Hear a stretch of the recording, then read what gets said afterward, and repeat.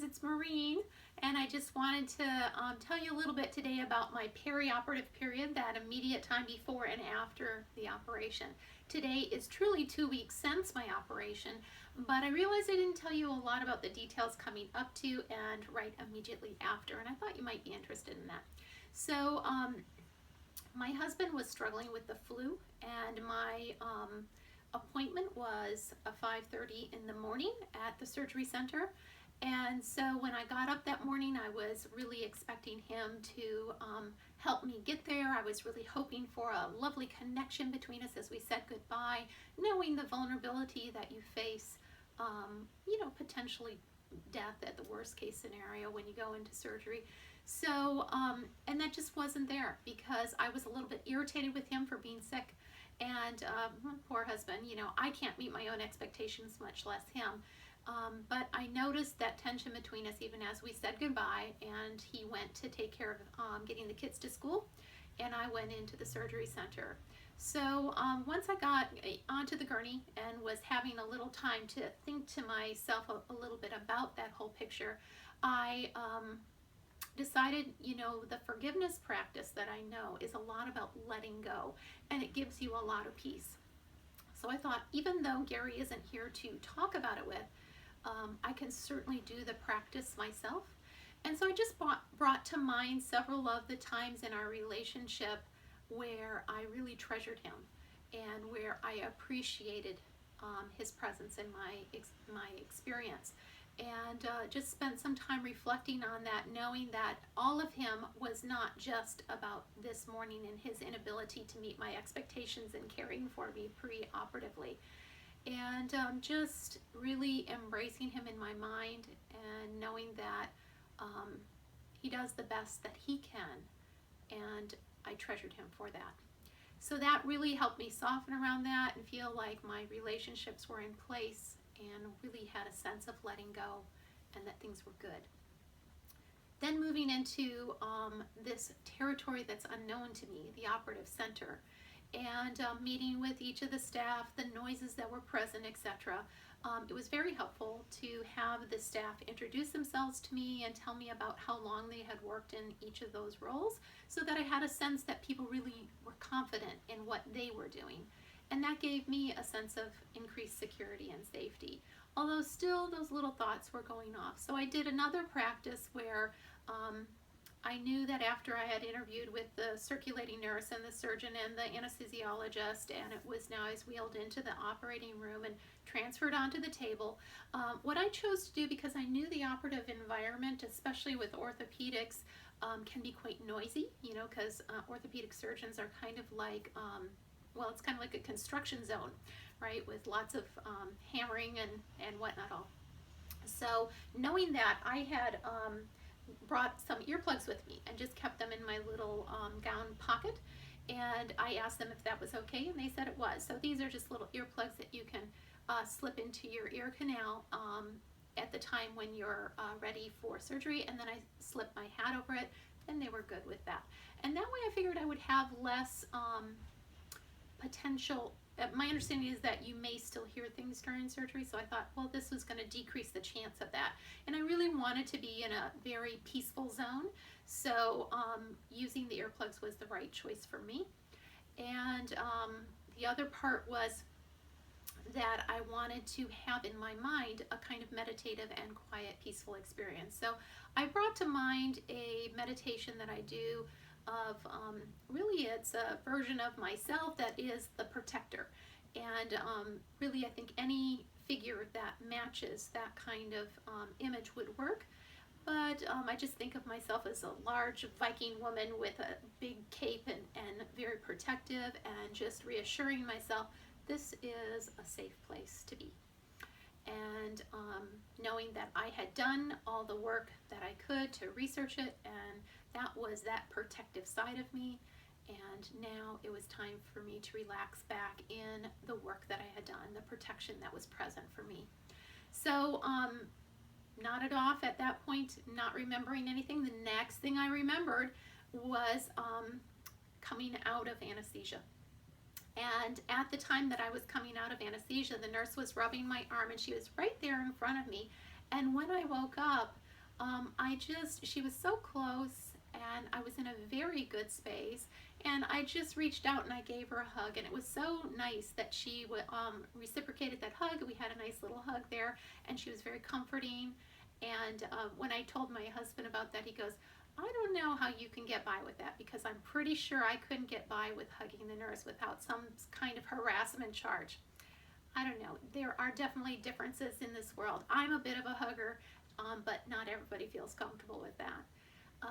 After that, the nurse asked me how I was feeling. I said, I'm having nausea. She instantly did something. Within 2 seconds, the nausea faded. And I'm pretty sure that was related to those opioids that you are given during anesthesia, and that anti-nausea medicine really helped. And then the next thing I noticed was that my low back was really hurting. So being 50-ish, I have a little lumbosacral arthritis, and definitely if I'm flat on my back for too long, it can act up. And I knew that was going to happen. I had asked for them to kind of position me in the best way that they could for that, but of course they have to do what they need to for the surgery. So I immediately, tipped my pelvis and let the low back come down to release that a little bit, and then noticed the leg. And really the muscles in the leg all the way through the glute, everything was extremely contracted.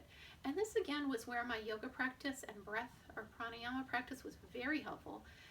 I just noticed the tension in the muscles and used the breath, taking a nice full breath in and just imagining all the tension breaking up there, and then on the exhale releasing the muscles tension in that leg and letting it get heavy.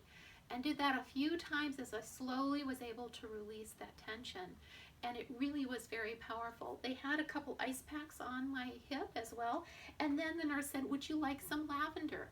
And I said yes, and she handed me this lovely little medicine bottle with 2 cotton balls in it, and it has a lovely lavender scent in it. Well, I, on my normal work breaks, oftentimes take a walk right past some lavender plants and just tend to rub those and smell a couple of those flowers.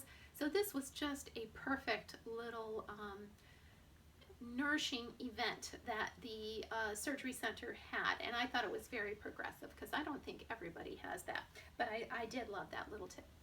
So that was really that experience. It wasn't very long before my husband was brought in and got me into a wheelchair, taken out, and into the car to drive home. So once I'm home, then I had to use my crutches for the first time and get myself into the house. And then I wanted to go through with you some of the sleep positions that I had as well. Because as you can imagine, the first day or so I was pretty much in bed, and so I wanted to kind of review with you how I found a couple positions that were comfortable for me, because being in just one position would be inadequate for me.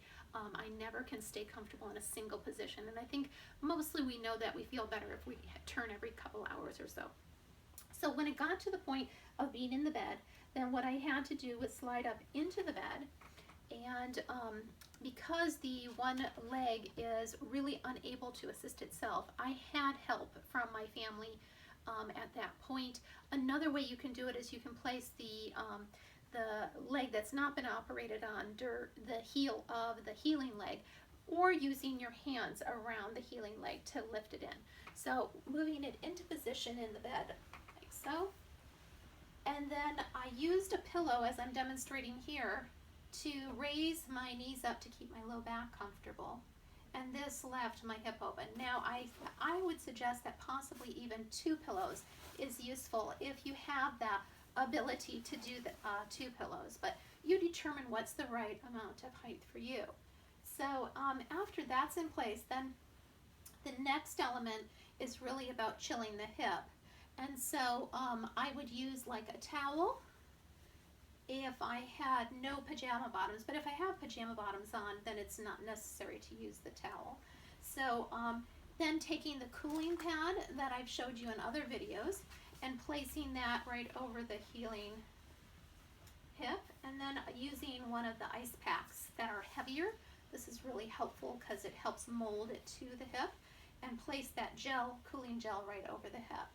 And then just relaxing back here, using a hot pack, usually on my heart, to just help warm up, to counteract the amount of cooling or the loss of heat from the hip.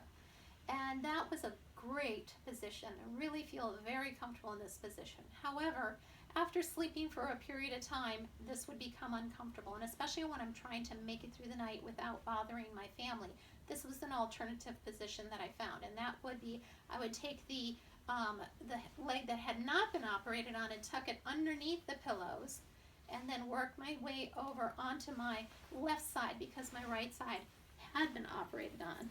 So just flipping up the hip into this position, sometimes repositioning the cooling devices like so, or the heating devices like so, and keeping the pillows between the legs so that knee and that hip were more in alignment. And this was a second position that was pretty comfortable for me.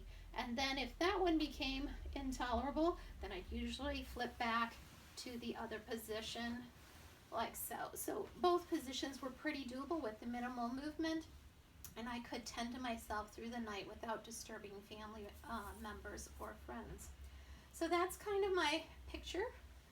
I'll undo some of this material here, and till next time. I'm much more mobile now than I was at that point pre-operatively, or just post-operatively I should say. So definitely feeling happy about my success towards that, and glad that I'm getting better each day.